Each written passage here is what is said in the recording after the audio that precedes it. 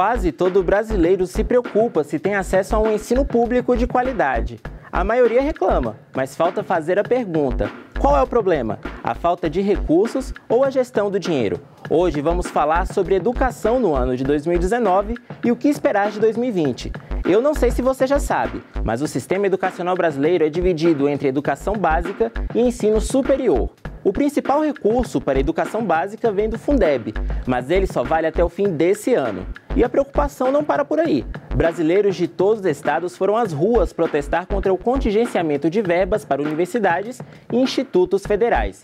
E durante essas manifestações, o governo ainda lançou o Futurice, um programa para atrair investimentos privados em universidades públicas.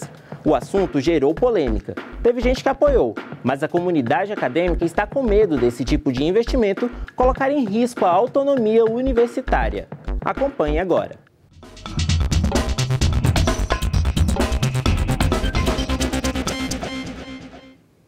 Olá, o tema desse programa é educação, que com certeza vai dar o que falar ao longo de 2020. Quem está aqui para conversar sobre o tema comigo é a coordenadora do Comitê DF da Campanha Nacional pelo Direito à Educação, a professora da Universidade de Brasília, Catarina Santos. Catarina, muito obrigado pela entrevista. Nossa, eu que agradeço, é um prazer sempre participar dos programas da TV Senado, poder falar de educação, esse tema que é tão importante para todos nós. Bem, professora, eu acho que a gente pode começar falando sobre o Fundo de Manutenção da Educação Básica e de Valorização dos Profissionais da Educação, o Fundeb, né? Sim. Ele tem prazo, né? Ele está previsto para terminar agora no fim de 2020 e esse programa já foi pensado com essa data. Por que, então, estender esse prazo? Então, na verdade, o fundo, no caso, ele está nas disposições transitórias da Constituição, né? E o grande debate que se faz em relação ao Fundeb hoje, além do aumento de recursos para o Fundeb, é a gente fazer com que esse fundo se torne permanente, né? Porque ele foi pensado para 14 anos, então termina exatamente agora em 2020. Em 2021 nós precisamos de um outro fundo, né? Caso contrário, a gente fica aí sem essa vinculação de fundos para a educação básica. Então, a grande questão exatamente hoje é que a gente pense um fundo que seja permanente e que a gente não precise ficando 10 em 10 anos, 14 anos ou de 15 em 15 anos, rediscutindo um novo fundo, né? Então, essa é a grande questão do debate, da importância de que a gente debata esse fundo e que aprove um novo fundo para a partir de 2021, né, já termos um novo fundo. Bem, professora, a nossa colega Soraya Mendanha fez uma matéria sobre isso para explicar melhor quais são essas propostas que estão tramitando aqui no Congresso. Vamos acompanhar. Cada unidade da federação tem um fundo para garantir verbas às escolas públicas. O conjunto de todos eles forma o Fundeb, programa que redistribui os recursos destinados à educação básica. Formado em quase sua totalidade por impostos estaduais, municipais e transferências do governo federal, o Fundeb tem data de validade, dezembro de 2020. 2021 a gente tem que ter já o novo Fundeb funcionando, permanente, não mais transitório, mas principalmente com mais recursos. E nós, essencialmente, falamos para o presidente para a gente procurar unir toda a sociedade e também o governo para termos mais recursos, particularmente do governo federal, para aplicar no Fundeb. Uma vez que o Fundeb é o principal instrumento de financiamento da educação básica, sem sombra de dúvida, tornar o Fundeb permanente significa um avanço, né, na perspectiva que nós temos para os parâmetros de financiamento da educação básica pública no Brasil. As propostas de emenda à Constituição defendem que o fundo seja permanente, mas divergem sobre a sua composição orçamentária e o repasse da União, que atualmente é de 10% do valor total dos fundos nos estados e municípios. A PEC 65 de 2019 fala em ampliar dos atuais 10% para 40% a complementação da União em 11 anos. Já a PEC 33 de 2019 sugere 30% em 3 anos. E a PEC 15 de 2015 prevê um aumento inicial de 15% e uma progressão até chegar a 30% em 10 anos.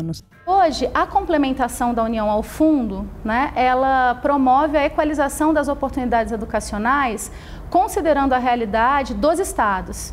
né? Então é feito o cálculo das receitas que os 27 fundos possuem, os 27 fundos contábeis estaduais, e a União ela passa a equalizar considerando a realidade dos fundos estaduais.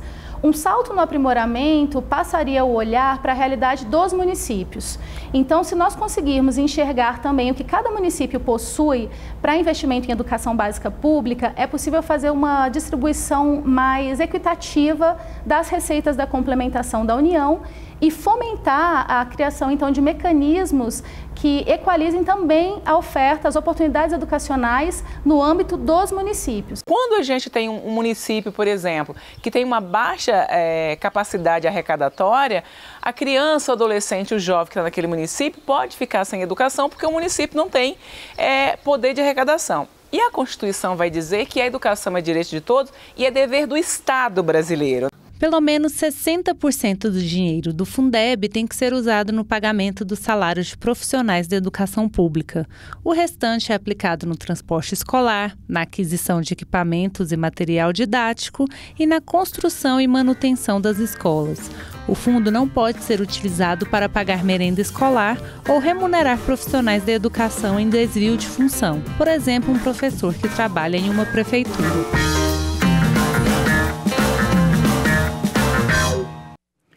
Bem, professora, a gente viu aí no VT, né, que esse fundo, para ser permanente, precisa de uma proposta de emenda à Constituição, né? A gente viu aí 3 proposições que têm diferentes tipos de distribuição, né, diferentes porcentagens. E é consenso que esse fundo seja permanente ou tem gente que está defendendo também que ele deveria acabar? Não, na verdade, bom, em relação ao que deve acabar é um outro debate, né? Mas assim, no debate no Congresso, no geral, há consenso que ele se torne um fundo permanente, né? Que ele saia das disposições transitórias e entre no corpo da Constituição. O que diverge, né? A divergência são outras, por exemplo, o percentual de complementação da União, o investimento se é só em escola pública ou se também pode ser pagar vagas em instituições privadas, essas são as divergências, né? Qual é a proposta que hoje a gente tem mais avançado em relação ao debate? É a proposta que está na Câmara, né? A proposta aqui do Senado, inclusive nós da campanha participamos bastante na construção da proposta, mas já há um entendimento muito forte entre o Senado e a Câmara em torno da proposta que está sendo debatida, que é a 15, né? Que a relatora é a professora Dorinha Rezende, né? Então, essa proposta já está avançado no debate e nessa proposta a gente avançou do 15%, né, de 15% que estava na proposta inicial, para um relatório aí que deve sair com a proposta de 40%, e aí aproximando, né, ou se igualando à proposta que está aqui no Senado, né? Se sai essa proposta casada, bem debatida entre a Câmara e o Senado, a possibilidade de que ela seja aprovada é muito maior. Então, esse debate conjunto das duas casas é muito importante nesse avanço. E aí, por que a gente defende, por exemplo, a ampliação da oferta, ou a ampliação da aplicação do percentual da União? Como a gente viu, os entes responsáveis, né, pela oferta da educação básica são estados e municípios. E os estados e municípios brasileiros, eles têm baixa capacidade arrecadatória, especialmente os municípios, né, que são os entes da federação que têm menor capacidade arrecadatória e eles têm grandes responsabilidades na oferta. Então, se a gente quiser avançar na qualidade da educação no país, avançar na garantia do direito à educação, a gente vai precisar fazer mais investimento. E esse investimento só pode vir da complementação da União, que é o ente da federação que tem maior poder de arrecadação. Então, a complementação da União, ela é fundamental para que a gente avance na qualidade da educação no país. A senhora falou da questão dos municípios, né? E a gente sabe que agora vão ocorrer as eleições municipais, né? Agora, neste ano. A senhora não acha que com essas eleições, a gente sabe que dá uma esvaziada aqui em Brasília, a senhora acha que dá tempo de se discutir isso antes das eleições? É muito importante que a gente faça um bom debate no Congresso, independente das eleições municipais, né? E eu acho que é um momento importante, inclusive, das eleições municipais, para que a comunidade debata nas diferentes unidades federadas do país a questão do financiamento da educação. E é importante que a população brasileira, não só os educadores, entenda da questão de financiamento. Eles não precisam entender com a linguagem rebuscada que o Congresso ou que os pesquisadores fazem, mas assim, a população precisa entender o que significa o Fundeb. Então, ela precisa entender, por exemplo, e fazer pressão sobre os parlamentares para votar uma proposta de Fundeb que garanta o direito à educação. Porque o que significa para a população o Fundeb? É ter professor na escola, é ter escola funcionando, é ter laboratórios, é ter bibliotecas, bons livros. Então, se você quer que tudo isso exista no seu município, é importante que se debata com os candidatos, inclusive, às prefeituras, né? Mas também com os parlamentares que estão distribuídos nos diferentes municípios do Brasil. Então, é mais um momento, inclusive, para a população se organizar e fazer pressão, debater com os parlamentares a necessidade de aprovar o novo Fundeb, sob pena desses municípios, desses gestores que vão ser eleitos ou reeleitos, começarem o ano de 2021 sem nenhuma segurança em relação ao processo de financiamento, né? Certo, professora. É muito assunto em relação ao Fundeb, é uma proposta gigantesca, né? E está ali no dia a dia da população, né? Mas como a gente não tem tempo para discutir sobre tudo do Fundeb, agora a gente vai falar do Futurice. A Soraya Mendanha também preparou uma reportagem sobre isso.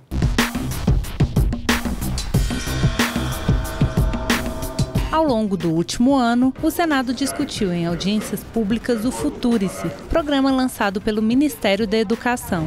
A ideia é aumentar a autonomia administrativa das universidades federais, mas há quem pense o contrário, que o programa tem regras pouco claras e põe em risco a autonomia universitária. Nós achamos que o que garante a universidade com o interesse público é o financiamento público. Então, essa base de financiamento público é o que precisa sustentar a universidade, né? E, inclusive, não há financiamento privado na universidade, não há relação com entes privados em uma universidade que está sendo desmontada. O principal objetivo do Futurice é fortalecer a autonomia financeira e administrativa dos institutos e universidades federais, por meio do fomento à captação de receitas próprias, para que vá diretamente para as instituições, para que elas também tenham flexibilidade para fazer um gasto mais eficiente, especialmente em pesquisa e em retorno para os nossos alunos. Conheço bem, vários laboratórios, instalações, centros científicos, polos de pesquisa foram construídos com auxílio, muita coisa é sustentada por investimento privado e por empresas estatais já no Brasil. Não acredito que haja grandes empecilhos, acho mais que talvez isso se assemelhe a uma porta de entrada ou uma porta de saída, mais propriamente para uma privatização de alguns segmentos da universidade pública que não seria bem-vindo. A universidade tem todas as condições para poder buscar no mercado recursos para investir nesses projetos, nesse conhecimento que ela já detém.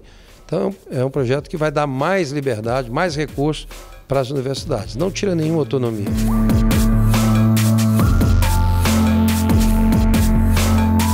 O programa é dividido em 3 eixos: pesquisa, desenvolvimento tecnológico e inovação. Para incentivar essas áreas, o programa aumenta a relação das universidades com as empresas. O segundo eixo prevê convênios com organizações sociais e fundações de apoio das universidades públicas. Já com a internacionalização, universidades e institutos federais estariam participando de intercâmbios e bolsas estudantis. Além disso, ofertariam cursos de idiomas para professores com o apoio de instituições privadas. De acordo com o MEC, as universidades não serão obrigadas a participar e continuarão recebendo verbas. Quem se acomode e aceite placidamente as condições impostas pelo governo, e parece que é exatamente isso, mais do que a questão de se enquadrar por vontade própria. Vão ser prejudicadas por não ter aproveitado a oportunidade, né? mas não haverá nenhuma penalidade, até porque essas coisas não acontecem por pressão, e nem por decreto, e nem por lei. Quando o projeto estiver em prática, o MEC espera captar mais de 100 bilhões de reais. Mais da metade do valor viria da venda ou aluguel de imóveis da União para empresas privadas. Na forma que a gente está propondo, essa fomentação à captação de receitas próprias, adicionais ao orçamento público, vai dar mais previsibilidade para que a gente faça um melhor planejamento. Por exemplo, a USP é uma universidade estadual, né? E ela teve tanto fomentação à captação de receitas próprias por meio de um percentual do ICMS, mas também se comprometeu a reduzir suas despesas. O governo está consultando a população sobre a ideia e, após reunir sugestões, vai enviar um projeto de lei ou medida provisória para o Congresso. Se o Executivo optar pelo projeto, o texto tem que ser aprovado pelo Legislativo e sancionado pelo Presidente. Já a MP vale assim que é publicada. Bem, professora, mais polêmica, né? A gente saiu ali do Fundeb, tem várias propostas e agora Futurice. A gente viu aí na reportagem que tem gente pensando que é uma porta aberta para a privatização das universidades públicas. A senhora concorda com isso? O Futurice, na verdade, poderia chamar de vire-se, né? No sentido de que as universidades precisam se virar para se manter. Na verdade, eu acho que o Futurice é uma armadilha jurídica. E se a gente olhar a proposta de projeto de lei, mais parece um contrato de empresas no mercado do que, na verdade, uma proposta voltada para a universidade. Então, tudo aquilo dos eixos do programa, as universidades fazem. E quando não conseguem fazer, não fazem por falta de financiamento, né? Então, quando está se falando que isso vai fazer com que as universidades possam captar recursos próprios, as universidades já fazem isso, né? E se a gente pegar aqui a Universidade de Brasília, que tem aí uma geração de recursos próprios bem alto, e o grande problema foi exatamente que esses recursos próprios, além do contingenciamento que a universidade já sofre, esses recursos próprios também entraram no contingenciamento. E há possibilidades, há propostas, inclusive no Congresso, de discussão de projeto de lei, de que esses recursos próprios possam voltar para a universidade sem entrar no contingenciamento. Então, aquilo que o Futurice diz que vai garantir para as universidades, na verdade, ele vai diminuir o investimento nas universidades, que vem diminuindo ano a ano aí, que a gente sabe, né? Então, eu não vejo o Futurice como uma proposta de autonomia das universidades, e sim como algo que vai acabar com essa autonomia a partir do momento que as universidades não têm recursos públicos garantidos na quantidade que ela precisa, né? E aí, quando se fala, por exemplo, em utilizar a marca da universidade, isso uma marca de uma universidade como a UNB é uma marca muito forte, né? E barganhar isso no mercado é muito complicado, porque o papel da universidade é outro, né? É a construção de conhecimento voltado para a sociedade e não necessariamente a lógica da obtenção do lucro. Entendi, professora, mas duas coisas. Pela proposta que ainda vai chegar aqui, né, que o governo ainda vai mandar, essa adesão das universidades seria voluntária. Então, elas não seriam obrigadas. Então, aí é que está a lógica do voluntário da universidade, né? Não há nenhuma garantia, por exemplo, de que as universidades que não aderirem não serão prejudicadas, né? Então, a proposta ela é muito aberta, sem nenhuma garantia, né? Então, se a universidade ela pode não aderir, pode, mas ela pode sofrer sanções, por mais que digam que não, lá não tem nenhuma garantia disso, né? Então, se a universidade não aderir ao Futurice, o que ela perderá? Assim, o que o MEC vai deixar de repassar para essas universidades? O que a gente tem de realidade? Cortes e mais cortes nas universidades, proibição de contratação de novos professores, né, como nós estamos vivenciando no início desse ano. Então, assim, a gente não sabe realmente se não serão prejudicadas, né, as universidades que não aderirem ao processo. Tanto que a Andifes já fez várias discussões e não consegue encontrar benefícios no Futurice. O Futurice é uma proposta do governo, que partiu do governo, né? Sim. A comunidade acadêmica foi consultada sobre isso. De onde eles tiraram essa ideia? Na verdade, não houve debate com a comunidade acadêmica antes de apresentar a proposta, né? A proposta foi colocada no ar em consulta para as universidades. E aí as universidades pegaram uma proposta e analisaram. A Universidade de Brasília, por exemplo, montou uma comissão com profissionais de várias áreas, inclusive da área de economia e de direito, e foi analisando cada ponto e mostrando que, na verdade, aquilo que pretensamente o Futurice dizia que a universidade tinha que alcançar, a UNB já fazia. Então, não precisaria de trazer nenhuma instituição privada para dentro da universidade, que a universidade já tinha as suas formas de fazer isso, né? Então, não houve consulta à comunidade acadêmica. Houve uma consulta online e o debate que a comunidade acadêmica fez foi de negação ao Futurice, tanto que teve pouca adesão. E aí o MEC teve que abrir novo tempo, né, para novas consultas, mas até hoje a adesão é muito baixa, exatamente porque as universidades não conseguem enxergar possibilidade de avanço com o projeto. Ao contrário, no geral, as universidades veem como uma proposta que privatiza a universidade e não que publiciza. Entendo, professora. E, enfim, Fundeb, Futurice, tudo isso depende de uma coisa muito maior, orçamento, né? Que já está previsto para esse ano. Vamos acompanhar agora na reportagem como que vai ser dividido o orçamento para a educação agora em 2020.